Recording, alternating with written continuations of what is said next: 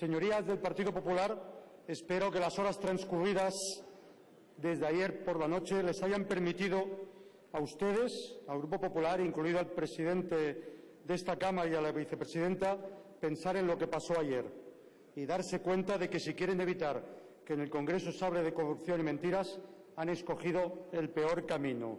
Ahora vamos a hablar de corrupción y mentiras y vamos a hablar también de democracia secuestrada. Señora ministra, el Partido Popular se presentó a las elecciones con el lema de más empleo, pensiones más seguras. Incluso el señor Rajoy ha llegado a decir en varias ocasiones: lo único que no voy a tocar serán las pensiones.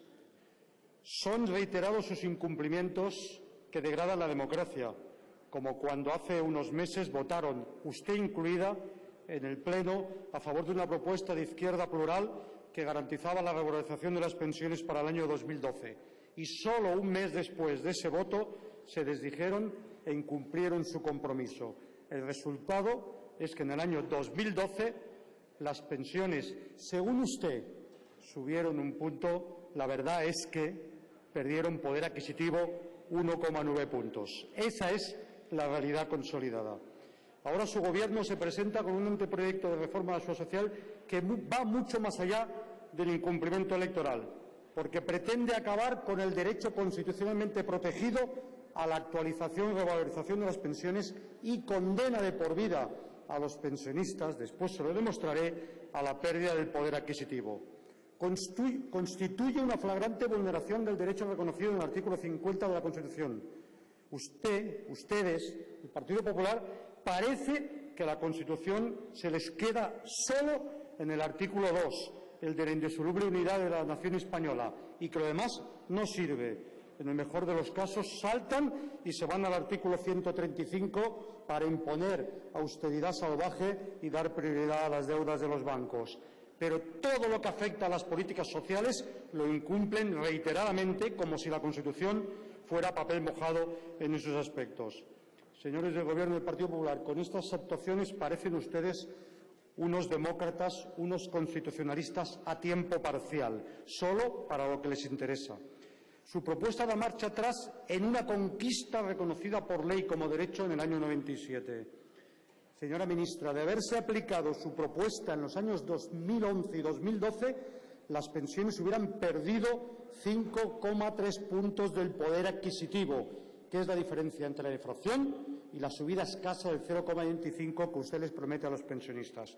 Una caída, escuche bien, señora ministra, que en el mejor de los casos solo podría recuperarse después de 21 años de superávit de la Seguridad Social. O sea, casi nunca, por no decir nunca. Con los datos del propio Gobierno, las proyecciones para los próximos años se sitúan en una pérdida acumulada, se lo han dicho las organizaciones sindicales, que va entre el 15 y el 28% del poder adquisitivo de las pensiones. La Seguridad Social dejaría de pagar, lo dice la propia memoria que ustedes han enviado al CES, en el mejor de los casos, y solo con una inflación media del 1%, dejaría de pagar 33.000 millones de euros a los pensionistas, que recuerdo que forman parte de un derecho que usted quiere ahora arrebatarles. Pero si sus políticas son injustas, su explicación, y lo ha demostrado usted hoy de nuevo, se basa en mentiras y en falacias. Y voy a justificar estas dos afirmaciones. Es falso que el problema de nuestra sociedad, de nuestra seguridad social, sea que se gasta mucho en pensiones. Dejen de decir mentiras. Los últimos datos comparados sitúan el gasto en pensiones en España en el 10,2% del PIB, mientras la media de la Unión Europea está situada en el 13,5%. Un diferencial muy importante y con el que se puede hacer muchas cosas. Incluso con las proyecciones de futuro de la Unión Europea, para las próximas décadas, nunca el gasto de pensiones en España se situaría por encima de la media de la Unión Europea. Además, tampoco es cierto, como ustedes han afirmado reiteradamente, que el gasto de pensiones esté creciendo desmesuradamente. Hemos pasado de un crecimiento interanual del gasto del 8,5 en el año 2008 a un crecimiento del 4,7 en el año 2012. Que con una inflación del 2,9% en términos reales es un gasto perfectamente soportable. Señora ministra, no juegue usted con la Ley 2017. con la Ley 27/2011. No juegue usted. Nosotros la votamos en contra, pero no la manipule usted para justificar lo injustificable.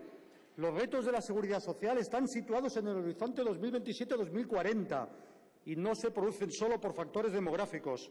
Hay también retos importantes en materia de empleo y productividad. Se lo hemos dicho nosotros y mucha gente conocedora del sistema. Nada justifica que, aprovechando de nuevo de manera oportunista la crisis, le metan la mano en el bolsillo de los pensionistas para tapar no el agujero de la seguridad social, sino el agujero provocado por el déficit de una bacanal especulativa, de la quiebra del sistema bancario y de las ayudas directas a fondo perdido de los bancos.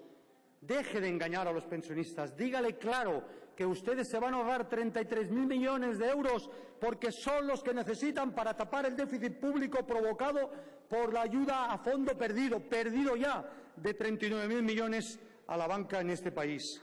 Díganlo claro. No pueden ustedes continuar engañando a la ciudadanía. El problema de la seguridad social no es de exceso de gastos, sino de caída de ingresos, también en estos momentos. Su nefasta política económica está hundiendo el consumo interno y con ello el empleo, que es la base de los ingresos de la seguridad social. El principal problema para la seguridad social no es el envejecimiento de las personas, no es la baja tasa de natalidad. El principal riesgo, el principal enemigo de la seguridad social es su política económica, que destruye empleo y que crea precariedad, con lo cual reduce las bases de cotización y, por lo tanto, también las caídas del sistema. El problema existe, señora ministra, se lo hemos dicho y lo digo aquí. Existe un problema coyuntural de déficit provocado por la crisis y aumentado por sus políticas, pero hay alternativas. Para eso hay el fondo de reserva. Para eso los pensionistas de este país han contribuido en exceso en relación a lo que recibían, para los momentos de vacas flacas, no para que ustedes aprovechen este fondo de reserva para otras cosas. Y usted sabe, señora ministra, que no nos puede pedir responsabilidad. Acabamos de acordar en el Pacto de Toledo un acuerdo en relación a las nuevas cotizaciones del contrato a tiempo parcial, que ustedes han tirado por la borda, desgraciadamente, manipulando eso. Pero vamos a tener voluntad de hablar y vamos a presentarlas. Hemos presentado ya alternativas. Pero en la Comisión del Pacto de Toledo usted ha escuchado la unanimidad de todos los grupos políticos, menos del PP, contra sus propuestas. En la Comisión del Pacto de Toledo usted ha escuchado a las organizaciones sindicales en contra de sus planteamientos y todos ellos, más los comparecientes, les han presentado alternativas. Existen alternativas, señora ministra. Se las voy a apuntar sucintamente y se las presentaremos al Partido Popular para que las pueda votar de manera responsable la próxima semana como moción. Para afrontar la situación coyuntural de déficit, les proponemos lo siguiente: usar de manera ordenada y pactada el fondo de reserva, que para eso está, 63.000 millones de euros.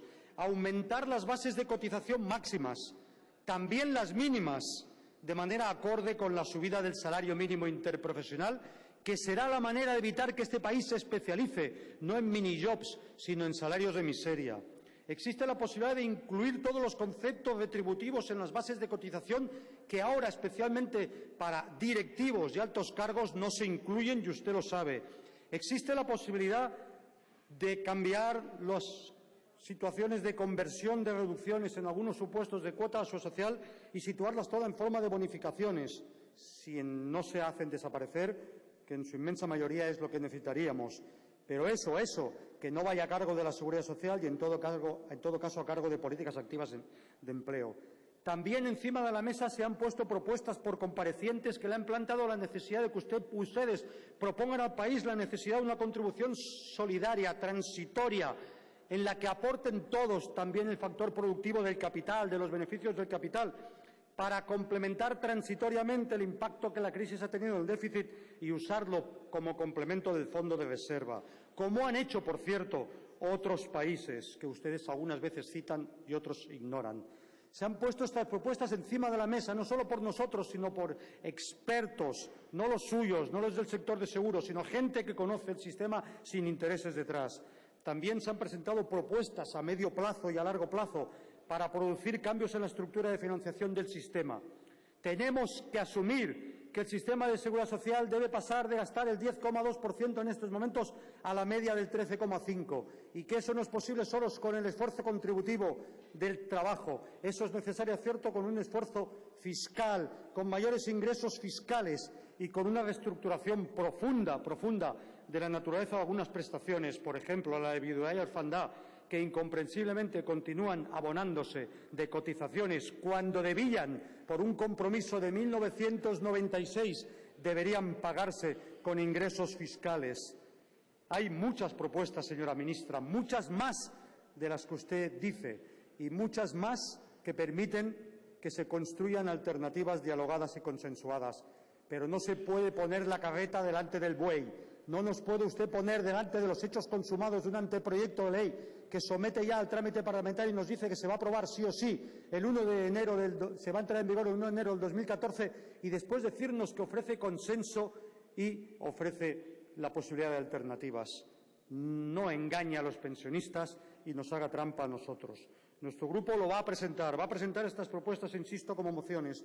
Desgraciadamente me temo que ustedes no las van a aceptar, sobre todo no van a aceptar la más importante, que es la que deje usted en el congelador, no las pensiones, sino su pensionazo, que es lo que debe dejarse en el congelador. Y lo vamos a hacer, y usted, desgraciadamente, me temo, me gustaría que nos desmintiera, no va a aprovechar esa posibilidad que le damos. Y no lo va a hacer por tres grandes razones. Porque ustedes quieren, como en la reforma laboral y en otras políticas, aprovechar la crisis como una gran oportunidad para imponer contrarreformas con las que llevan suspirando desde hace años. Ustedes y los lobbies del aseguramiento privado están gritando ahora o nunca, o asaltamos el sistema público de seguridad social ahora o perdemos esa oportunidad, porque ellos no soportan que España tenga una penetración de los fondos de pensiones del 8%, muy por debajo de la media europea, y saben que para que los fondos de pensiones tengan más negocio deben agujerear el sistema público. No se lo vamos a permitir ni a ellos ni a ustedes, señora ministra. Desgraciadamente cuentan con ello con la inestimable ayuda de la Troika, que les da algunas coartadas. Señora ministra, al menos en el apartado de las propuestas, míreme, por favor, aparquen su anteproyecto de ley transitoriamente. Nada les exige, salvo la Troika y los lobbies del aseguramiento privado, que esta reforma entre en vigor el 1 de enero del 2014. Abran un proceso de diálogo social y de negociaciones políticas en el Pacto de Toledo y olvídense del pensionazo. Y, sobre todo, por favor, no nos mienta más.